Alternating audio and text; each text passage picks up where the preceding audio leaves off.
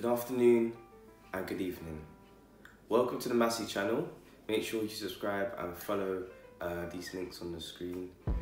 So I wanted to talk about the planning process and costs of an engagement party or surprise engagement or anything that you want to basically do for your partner.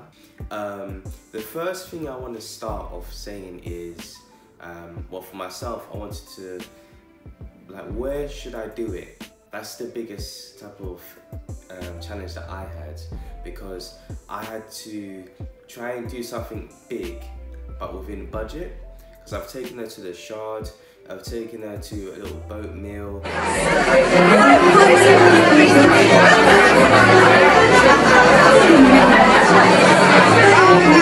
I've taken her to all these different type of restaurants, and so I was thinking, what can I do to actually do something that's kind of meaningful for her? So I started looking at all different type of ideas. Helicopter ride proposed next to a helicopter, fancy restaurants outside my budget, and then I realized, what if I hired a boat privately? And I was thinking, okay, let me ask my friends about that. So I done my research, I saw £10,000, all these different costs, and I was like, okay, that's out of the budget. But then I realized there's different sizes of boats in terms of how many people you invite.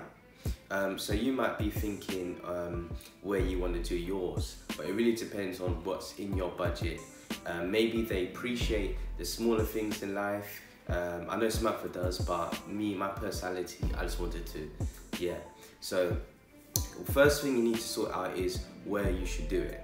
The second thing is how you want it to be set up on the day. If you want just yourself and her, or you want just her friends, or you want just her family, if you want just in your room or any type of location, that's the second step that you need to focus on. Also, what you need to focus on is if you want photographers there or any type of videographers, because again, that adds to the budget side of things. So my photographer I found, and he's very reasonable. Actually, my photographer was my friend. So my friends volunteered to basically help me on the day to do some photographs. I said I wouldn't pay him, but I ended up giving money anyways.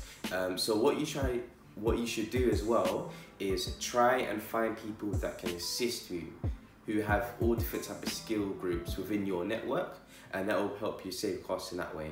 Also, I hired a videographer who I did pay.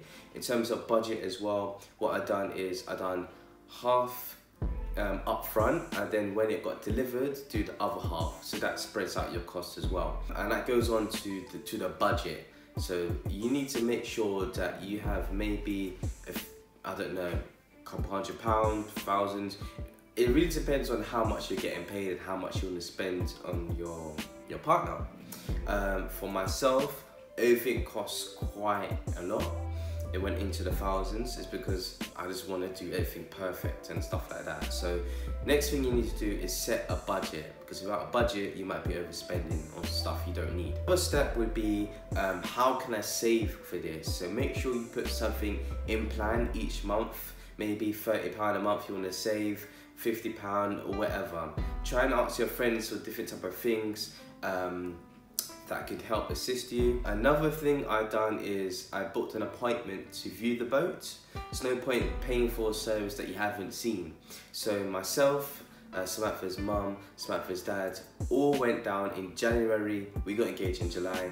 In January we went there, and this is when loads of snow across the boat. We couldn't even view half of the deck, but we sat down, and Samantha's mum looked at me saying, "Do you think you can really pull this off?"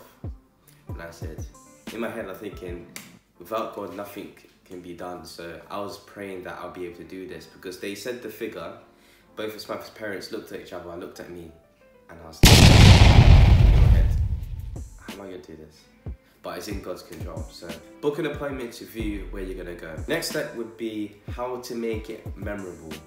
So make sure that whatever you do little things that is in relation to what she likes and her hobbies, things like that. Also, how to surprise her. So this could be done in any way. It could be maybe blindfolding her, walking her to the location. It could be maybe at a restaurant and then these people come out playing instruments. Any type of thing that you feel works for you, make sure you do it not in terms of how you think, do it as how she thinks, how she would appreciate it, how she would really remember the day, little things that you've spoken about, little things that basically plays on the strings of her heart, things like that. And lastly, whatever you do, if you're gonna propose, make sure that she's gonna say yes. There's no point planning, spending all this money, inviting all these people here, and she says no. So that, please, make sure that you already confirmed maybe half a year before or something, saying, if I proposed to you, would you say yes? Or do little hints here and there, maybe speak to her friends or something like that. So those are my type of planning process and costs on how I propose to Samantha. So a few different ideas for you, and yeah, stay tuned for the next video, and thank you for watching. Make sure you subscribe, yeah, in a bit.